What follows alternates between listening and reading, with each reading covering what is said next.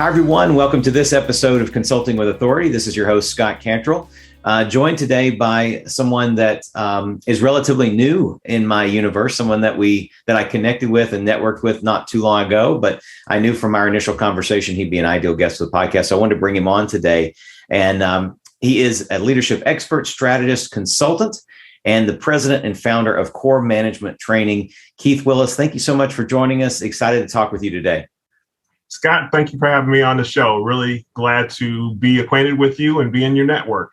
Awesome. I'm glad to have you in the network. Keith, as we usually start out these interviews with just learning a little about your background and how you got to where you are. So you can give us the quick overview of, maybe what led you to being where you are today in this leadership consultative role and developing this company, Core Management Training. Yeah, Scott. So I grew up in the south suburbs of Chicago, graduated from Northern Illinois University, and I was also an ROTC cadet. So a lot of my leadership training that I got came from my time starting with ROTC. So I graduated as a distinguished military student and a distinguished military grad. I got my commission on the same day that I graduated from college. So I spent 6 years on active duty, and my first duty station actually was in Germany. So one of the interesting things is I have pictures of me sitting on the Berlin Wall, literally a couple of weeks before the wall started coming down. So I believe it was the 40th anniversary at that time. So, interesting historical fact.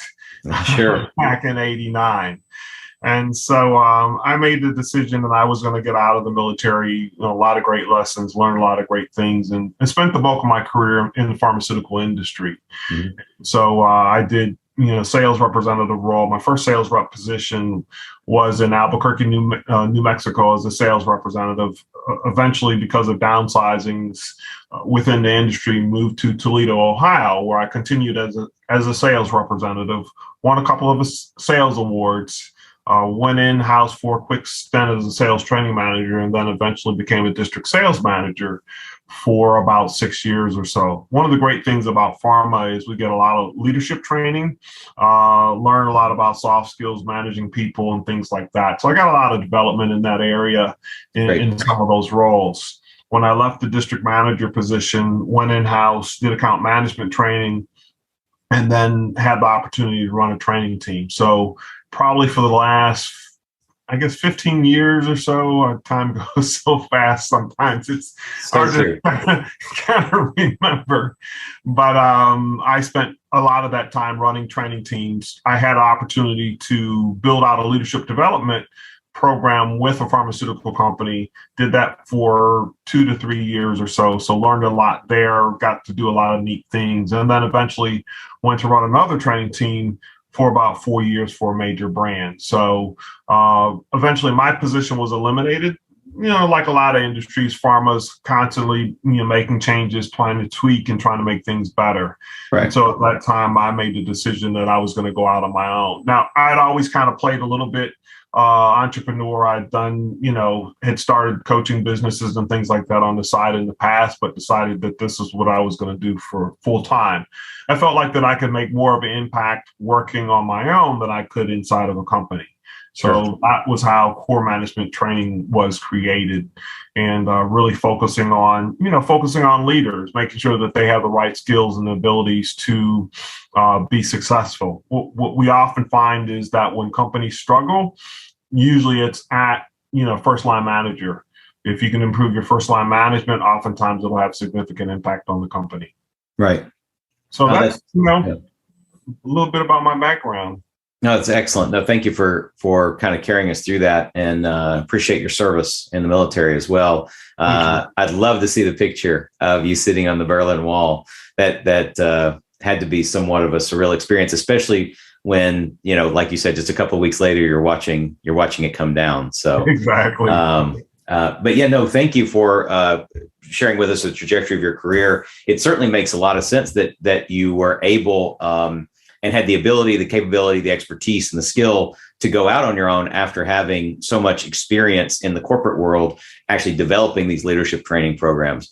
So core management training, talk to us a little about who you serve. Who is your general target market? I know when we spoke before, a lot of the things that you do transcend industry, but I know there's specific maybe levels or titles of individuals that you serve. So maybe talk a little about that. Yeah. So, primarily focused on the first line manager. Mm-hmm. Obviously, I end up working with the sales. I like to say oftentimes is more focused on sales, usually working with senior sales to help their first and second line managers. And I say primarily really more the first line manager because they're really the heartbeat of the organization. Yeah. They act as the go-between between the higher ups as well as the normal salespeople. So yeah, it is across industries, primarily healthcare. Pharma. Obviously, I spent 20 plus years in pharma.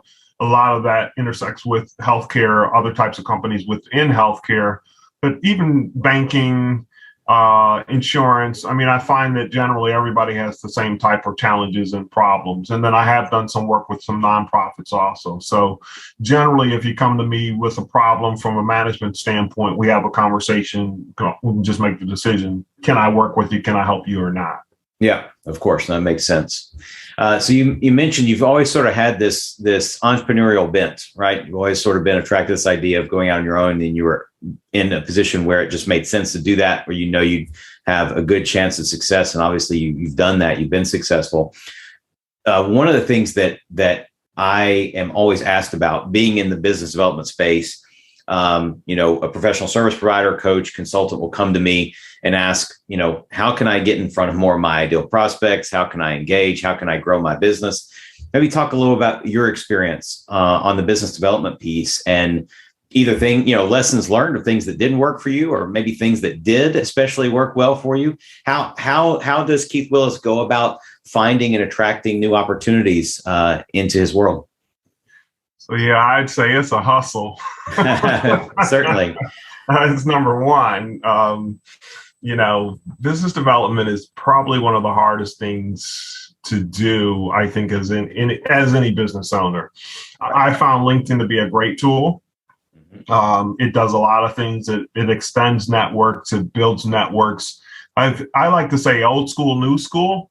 So old school, okay. I think the good old fashioned networking. Obviously, it works. You get on the phone, you tap into your network, you go to events, you do a lot of different things that way. But LinkedIn is a great tool because LinkedIn introduces you to people that you may or may not know that may be within your current circle. Right. Or even people that you're networked with. I know, for example, there's a current opportunity that I've been working since the end of last year. Gentleman and I were on a board of directors together. Mm-hmm. And because I looked at his LinkedIn profile to get a sense of what he was doing, and there was opportunity that I was looking at, I reached out to him. And part of that was because I still had some idea of some of the things that he was doing from a LinkedIn perspective. And so I reached out to him, and, that led to the, one of the opportunities that I'm doing right now. There was another gentleman. We probably have only met once, at a couple of different events, probably have only talked to him. I've talked to him more on the phone than I have in person. Sure. And we met via LinkedIn. And so there's an opportunity that's been presented to me because I've had a couple of conversations, a couple of follow-ups. All of these were using LinkedIn.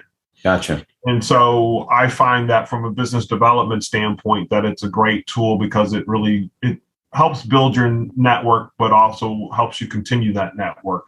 And then I just think you have to do the old-fashioned, you got to get on the phone, you have to talk to people, you have to follow up and all of those things. So that's what's worked. I'd say there's a good sense of trial and error. Sure. Lots of different methodologies, things like speaking, Chamber of Commerce, find your community. I was fortunate, to work in a collaboration workspace for a while also.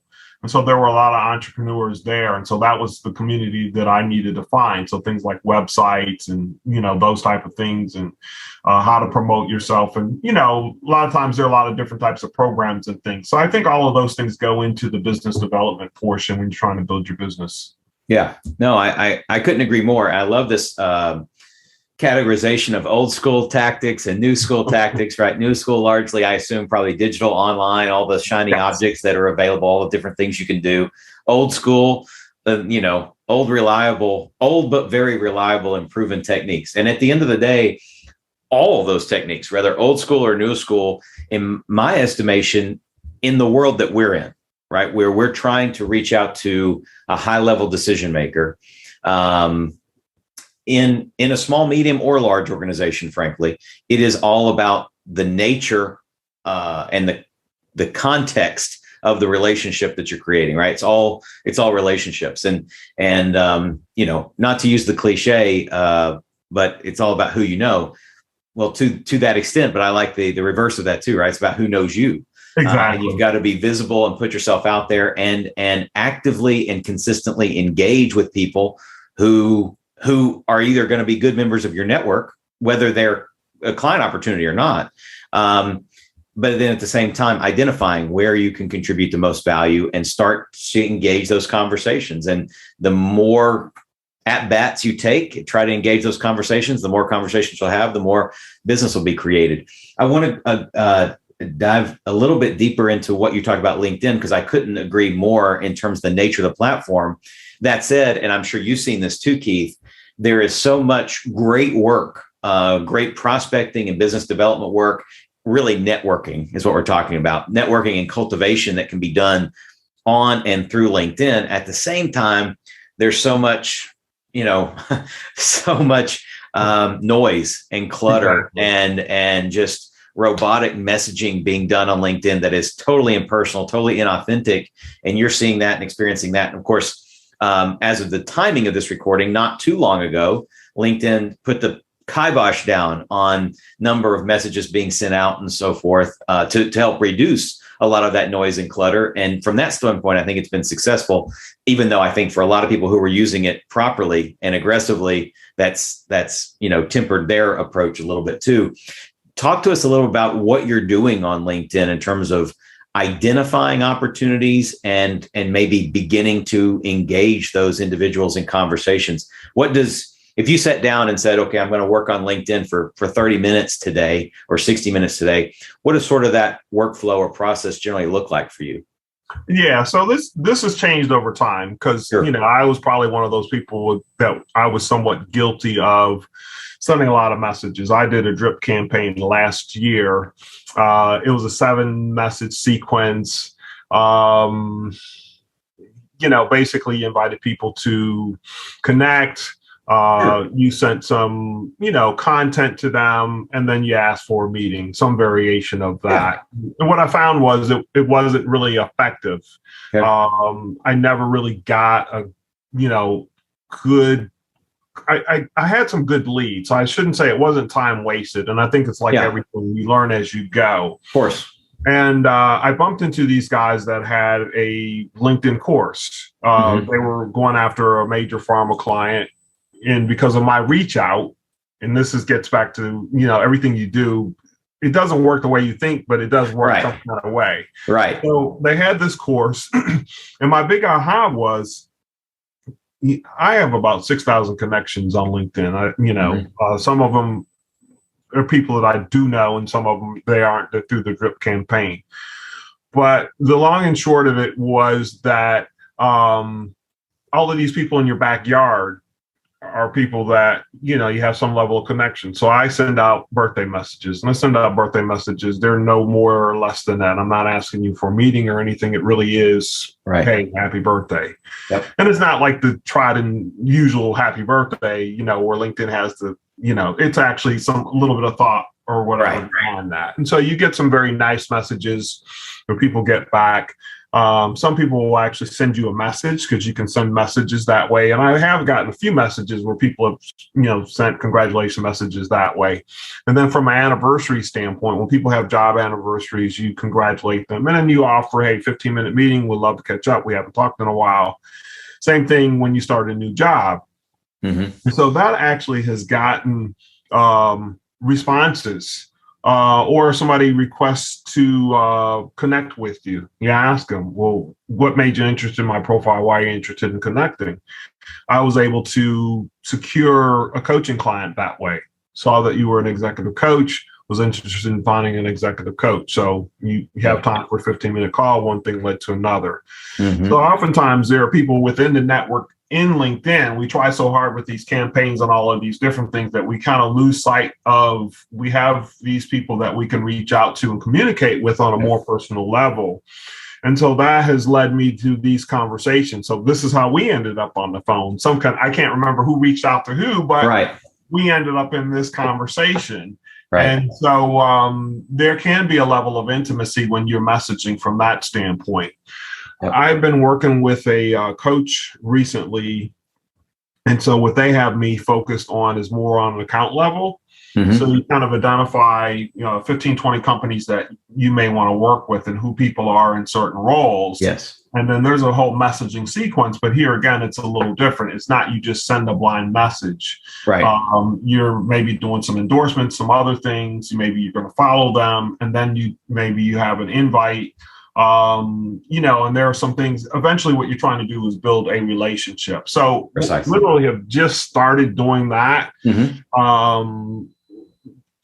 I think we've got one account mapped, so I have about another 20 to do. So it's going to take a little bit of time. So I'll tell you how that's working. But at least from the standpoint of this makes sense, it seems like it's a little bit more personalized than what I was doing. Right. So I suspect that should have some success with that. Good. But I would definitely say between that as well as really thinking about who are the people that you have in your backyard, so to speak, within LinkedIn that you can continue to build some relationships with. And it's not going to be everybody. Right. But if you let that occur organically, I think it's going to create more opportunities, because some of these folks are people that I've known for years. And so you end up in conversations with them. Other people will, when you have these conversations, you realize there are these opportunities that are going to build you and move you to where you want to be. So I think that LinkedIn is a great professional tool. And, even people that are not working in the service field, if you're mm-hmm. working at a company, with the marketplace and everything, you just have to be visible some kind of way. Right. And, I know people find jobs and things without LinkedIn, but they're working twice as hard. They're using their old fashioned network, which I think works well, but they can extend more of what they do if they use a little bit more, some of the digital capabilities, as well as some of the old tactics that they were using in the past. Well, I love the way you just wrapped that up, because when you were talking about old school and new school and then mentioned LinkedIn, I actually, on the page here, I wrote old school and listed a couple of things you mentioned. I wrote new school. And then in the middle, I wrote LinkedIn with an arrow pointing both ways, right? Because the LinkedIn digital platform, the nature of that is, new school, so to speak. But the strategies that work on LinkedIn and how to implement them are old school strategies, just in a different media, just in a different platform. Exactly. So I think the way that you've described you are now utilizing LinkedIn, it's not surprising that you're getting traction, you're having conversations, and you're meeting people that you want to meet. I also will affirm this account-based approach that you just described. I know you're just starting out on it, but this model in particular is one that I have utilized myself and work with clients to utilize too. So I'll affirm it. The idea being, identify, your target 20 or whatever size list is reasonable, and then warm up the relationship, like you said, through the endorsement, through the following, ultimately through a connection request, and then a messaging sequence. But the other stuff precedes that, maybe commenting on a few of their posts if they're active on LinkedIn. And again, it's just like a relationship in real life. It just happens to be online, right? So you wouldn't expect someone that you just randomly meet at at a chamber of commerce event or at the grocery store or wherever that you just happen to meet and strike up a conversation, you wouldn't expect them to say, "I'll send you a contract tomorrow," right? Right. It's Exactly. just probably not going to happen, right? It's going to take some conversation and some cultivation, so that there is a level of knowledge, likability, and trust, right? We work with who we know, like, and trust.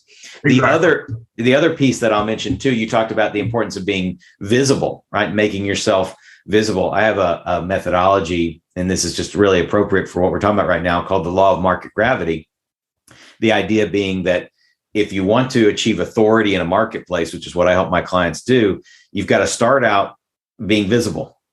And then you've got to cultivate that relationship so they know that you're actually a credible resource, that you can do what you say you can do, that you've got the work history, that you've got the successes. That establishes credibility. And then you can go into authority. Authority is when there's actual engagement happening and you're demonstrating your knowledge and your skill to that prospect, that potential opportunity, or a group of people, right? Could be done in that way too. So LinkedIn provides a platform to be able to achieve all of those things, right? Your profile is there and you can feature your successes just like you do on your profile. And you can talk about your work history and what you've done. That establishes a credibility. Then you're putting yourself out there and you're endorsing and you're messaging and so forth in a thoughtful, productive way, authentic way that makes you visible. And then that leads directly to these conversations, which gives you a platform to create your own authority. So I love what you're doing on LinkedIn. I would just echo it. I think there can be a place for certain levels of automation on LinkedIn, so long as it's hyper targeted and the messaging is still authentic. Yeah, right? And this is where people go wrong, is they take a rote campaign that isn't personalized, isn't hyper targeted, isn't really authentic to them, and they just blast it out. Usually it's not a cultivation focused campaign either. It's just, hey, this is what we do. Do you want to buy it? Yeah. It's like, that's probably not going to work. The funny thing is, and you mentioned that because we were sending out, I think, 30 connects a day. So you're trying to keep track of all of those people. It's a lot. Yeah. Even when you have a campaign that you are trying to personalize, you take a portion of people off. The one thing I like about this account based is it's very focused. So if you have 20 to 25 companies, the targets will expand because we're going to look at 3 types of people that fall within a certain role. So right now, I think we focus no more than 5 and maybe 6 to 8. We'll see. Like I said, there's a part of trial and error around this. But what you do is there's a mapping. So you map out, some of this stuff is automated. So there's a process that's automated. But the thing is, there are also checkpoints, because there's a point where if you do certain things, they drop out of the campaign because now you've got to figure out, how do I pick that person up? Or I may have a VA that will send them something and then the offer for the telephone. So now you drop out of this LinkedIn campaign. But it's a lot easier to, let's say, and I don't know what the numbers will be. This is to say, argumentatively, out of the 150 people that get targeted, that we hit 20%, and that's 30 people. Yeah. When you start looking through the numbers and everything, at some point you may end up doing business with one of those companies, with one of those 30 people. That's actually a fairly decent return and fairly easy. So what's it? I don't know if you're familiar with the rule of 150.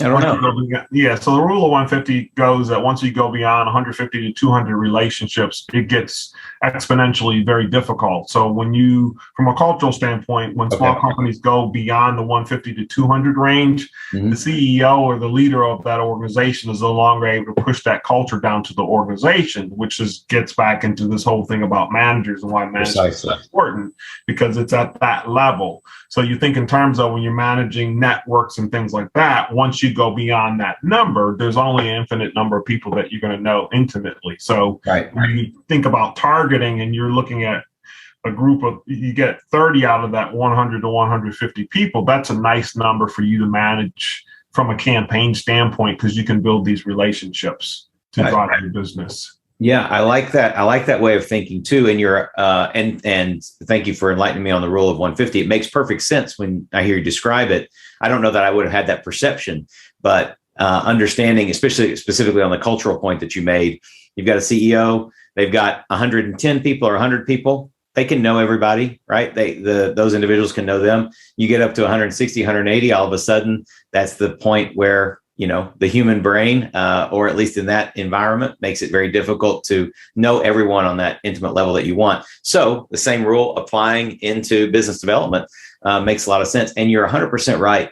For the work that I think we do and the people like us do who are watching and listening to this, yes, a new client out of 100, original universe of 150 that we targeted 30 on, and we cultivated those. If we only get one, especially if that process is systematized in some way that we can feasibly manage it comfortably, yeah, that's a win. That's absolutely a win, because that opportunity, assuming we do good work, that opportunity is probably not a one and done. And even if it is a one and done, maybe the project is quite substantial, could be very substantial.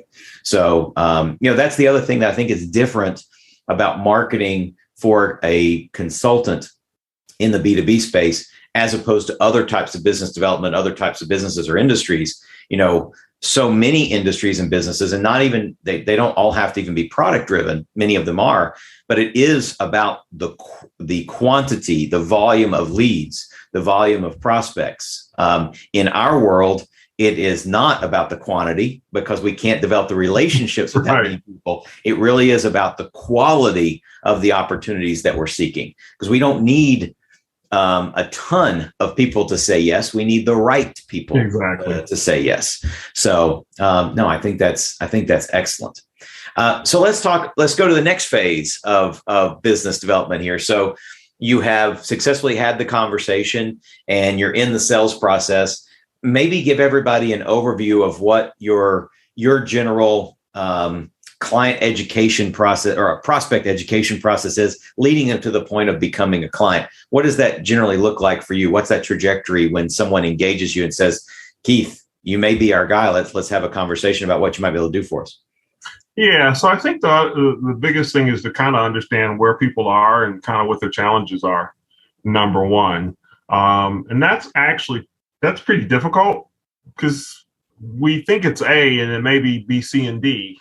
That's true. Yeah. So it's part of that. Oftentimes the client doesn't necessarily know the right answer to that. They have a perception. Right. That perception may not be correct. Yeah, exactly. So I think part of that process oftentimes is to take a step back and look at the broader picture. So what I try to do is look at the broader picture, especially from a training perspective. And people say, I need training. My managers need soft skills, emotional intelligence, or whatever that is. And part of the question gets to be, okay, so how does that fit into the bigger picture of what you're doing from a training perspective? Because it's this one and done. Yeah. How are you going to pull that through over time? How are you going to measure it? How are you going to know that this has had impact from a business perspective? Really, what are you looking to accomplish? Right. What do you want people to do today? What do you want people to do that they're not doing? Right. And how are you going to know that they're doing that? So that's part of the conversation to help when we kind of do this discovery of what's the primary issue. And then does that relate back to a business perspective? So oftentimes we don't think of training as there being an outcome, but there is an ROI. It might be if we improve managerial effectiveness, we want to reduce turnover by 5%. And then you get some numbers around that. Or we have an issue of absenteeism. Mm-hmm. I used to didn't think that absenteeism was an issue until you hear people that talk about going on short-term disability, because they literally are getting headaches from their boss. And then when they find a new job, the headaches go away. Go figure, yeah. Yeah, so hence things like short-term disability, absenteeism can be signs that there are management problems. So you try to have those conversations to get a sense of really what are the real issues and what are going to be the ways to solve that. And so then I think once there's some agreement, mm-hmm. then develop a plan of what, intervention might look like. That might be something that's off the shelf. That might be something that basically you put together. We're a boutique, so a lot of stuff you customize, even though it might be a main deck, you customize that to what the customer is going to need, do some level of execution, and on the back end, you do follow up to say, okay, so what was the impact? And from, did we get the measurable results that you wanted to get? And we try not to get too wrapped around the axle around the program itself from the standpoint of, oh yeah, the program was great. The question is, did the program have impact? Right. Because the program could be great, but when people begin to forget, which is just natural, over time, you're going to forget what you learned and they're not executing it, then maybe the program wasn't as successful. So how do you put things in place to help organizations maintain that level of consistency from the development that they've gotten? And so that may include pull-through tools for managers.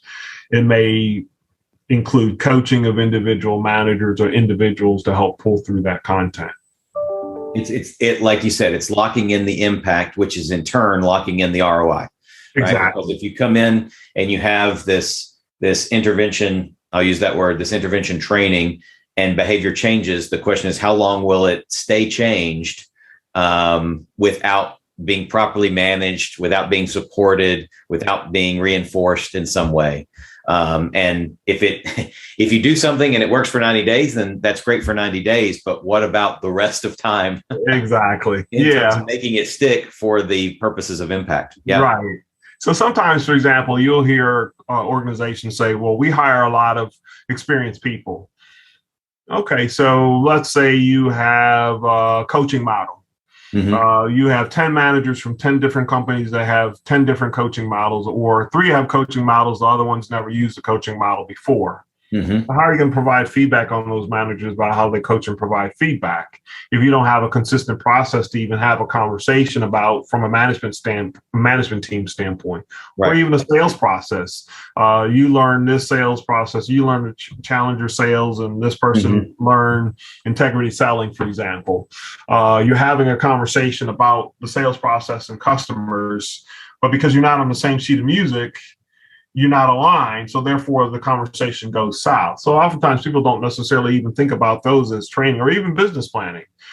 Some people use, an issues-based planning process. Some use a different type of process. And so when you don't have alignment, business conversations have a difficult time happening. So sometimes when you do training, it's to have consistency among the team of a group of people that have experience.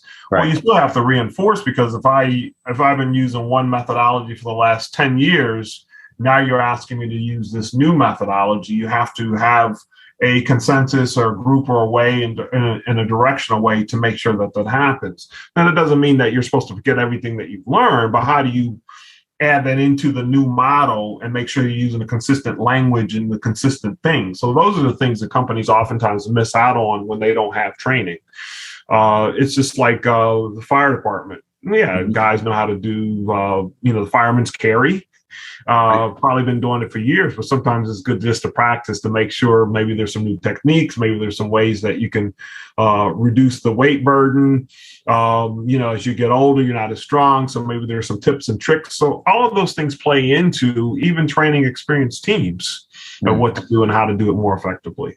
Yeah, that's very, very good. That's very, very good. So let's, and you started going down this path. Let's continue. In terms of a standard, I know, you customize so much for client. It'll depend on the need that the client has. Maybe you can even just use an anonymous example here. What does a client engagement look like for you on average in terms of the work that you're doing and how you're engaging? The reason I'm asking this question is, in today's world where there is so much dynamic change going on around us, where business leaders are looking for, and this has always been true, but it's especially true now, they're looking for the best, fastest, least expensive answer. Right? They're trying to do more with less because they have less and they know they need to do more. I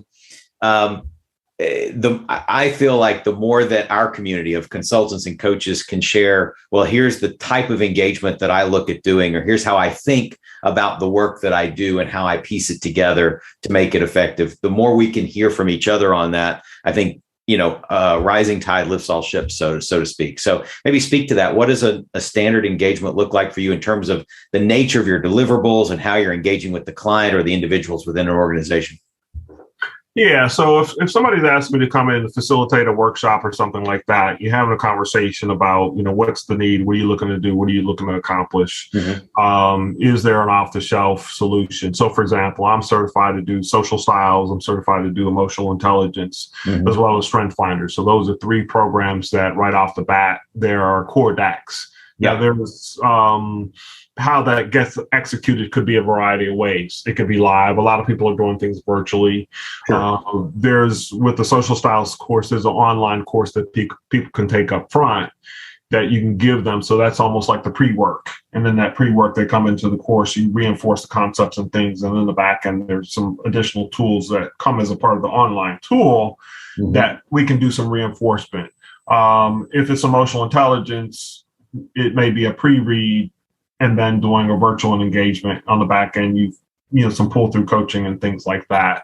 Strength finders is the assessment up front. Ideally, you do a coaching engagement. If you're going to do the entire team, you do a coaching engagement with the manager to get a sense of where their hot spots are, and then you meet with the team, and then there's some reinforcement along the way. Okay. If you're looking to let's say you're looking for succession planning and you're on your team. I have a variety of different assessments that are AI based, where you can do some assessments. You can get a sense of where people's gaps are, and then you can build an individual development plan for that person. So it varies, but ultimately it's a variation of that, determining what the needs are, and then me looking at the tools that I have and then saying I can do this way. I have done some work with some other partners that specialize in business planning and things like that. So sometimes they may be utilizing some of the tools that they have, mm-hmm. and using their materials to help the client that way. So that's generally what the engagements look like. Mm-hmm. I like to say, if you want it fast, it has to be easy. That's great. Yeah. If you're willing to take a little bit more time, it's probably going to be a little bit more. If you want something a little bit more complex, it's going to take a little bit more time. So customers, oftentimes they want those both together. Right. They can't be together. Right. If it's going to be fast, it's got to be easy. Right. If you can execute it well. Exactly. Because they never want to sacrifice quality. Exactly. They always want to achieve the objective and at the highest level of quality. So, yeah. Exactly.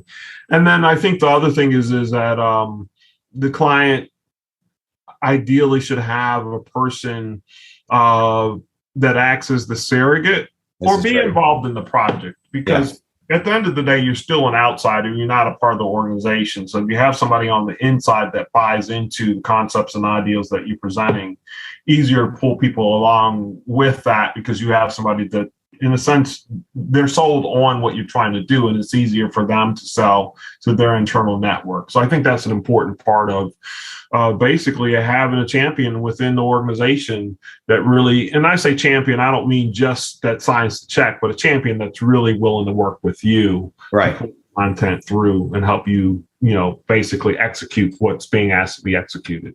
I love everything that you said, but in particular this last point, because I think so often it's overlooked. It's just not something that we, as consultants, we actively search for. Where when the organization seems to say, "Oh yes, we'll engage," it's like, okay, I ended the race, right? I won. But the reality is that's really just the starting line, right? Because you want to do good work for all sorts of reasons, right? Exactly. There's ethical, moral reasons to do good work, but then there's very there's business and revenue reasons to do very good work. So let's talk about this identifying and activating a project advocate or a project champion. Now, you mentioned, of course, it could be, and probably often is, the decision maker that's bringing you in, and maybe the one signing the check that is going to be the champion and the advocate. And I assume, that conversation is basically just educating them and letting them know, listen, in order for this to be successful, I am an outsider. You're the one with the boots on the ground. I'm going to need you to make sure that you're advocating for this and championing this project in order for it to be as successful as we both want and need it to be. So there's that conversation. But maybe talk a little about that. How do you identify? Yeah. Maybe that person is the decision maker. Maybe sometimes it's not.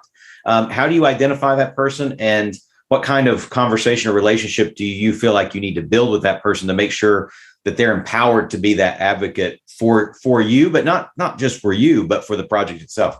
Yeah. So I think there's a couple of aspects of that. Oftentimes sometimes you enter into these relationships through training. So training may not necessarily be the champion from the standpoint of you have a leader that's signed off. So even though the check and the budget's coming through the training department, the leader is the one that's the champion per se. Sure. Sometimes it's the trusted lieutenant. So you may talk with the sales VP, they give the project to the trusted lieutenant, who may be the person that goes through the process, or may identify somebody in their team that goes through that process. So sometimes as a part of the facilitation of content information, you may have that person present. So for example, if you're doing business planning, maybe that's a person you walk through and that you work through intimately in the development of that. Or if you're putting together slides, maybe it's that manager, because you've had some conversations prior to the process taking place, if they've been a part of that process. So for example, if you're doing strengths, oftentimes you're doing a coaching as a part of that to say, what are the hot spots? What are the challenges? What are the issues? So what happens is the manager's owning that session because they've had the coaching and they're looking at it and say, well, for us to do this as a team, here's how this is going to make our team more effective.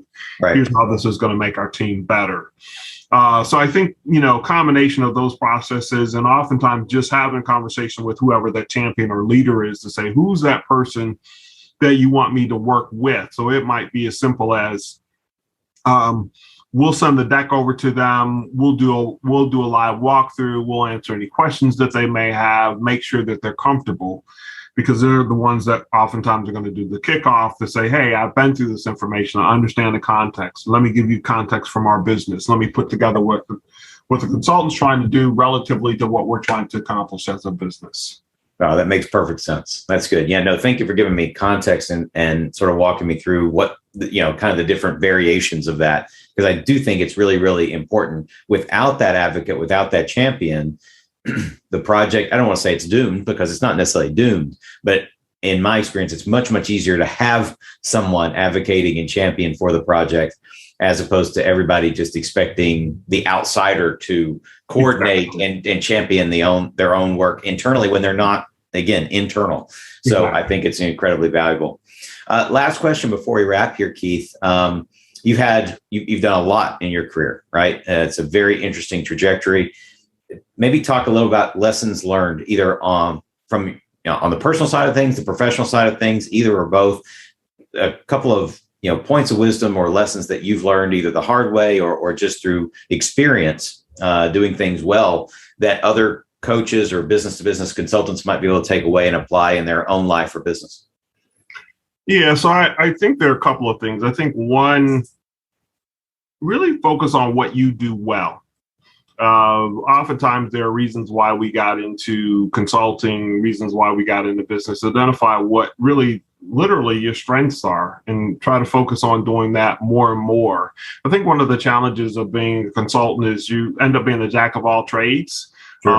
As a solopreneur or even a small business owner, you're often trying to get a lot of a turnip from the standpoint of you don't necessarily want to spend a lot of money doing a lot of things. Invariably, those additional things take away from you being the expert in doing what you do. So I like to say hire help when you can, even if it's as simple as hiring a virtual assistant to help you with processes, establish processes, and help you do things that you just don't do as well. If you're not detail oriented, find somebody that's detail oriented that can help you. Yeah. If you're not accountant by trade, yes, you need to understand your books, but maybe you should hire somebody to help you with that portion of your business, because those are the things that take away from doing what you do best. So that would be number one.